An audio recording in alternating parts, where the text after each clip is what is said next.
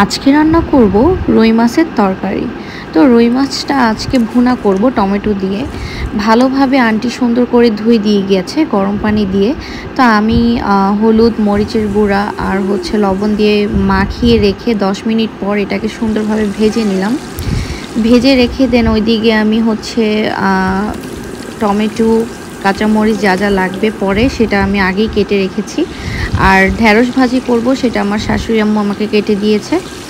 তো এদিকে ঢ্যাঁড়স ভাজিও করতেছি আর ওদিকে মাছও ভাজা হয়ে গেছে। তো এখন তরকারির জন্য মাছ ভাজার যে তেলটা জমেছিল সেটাই আমি তরকারির তেলে ব্যবহার করেছি।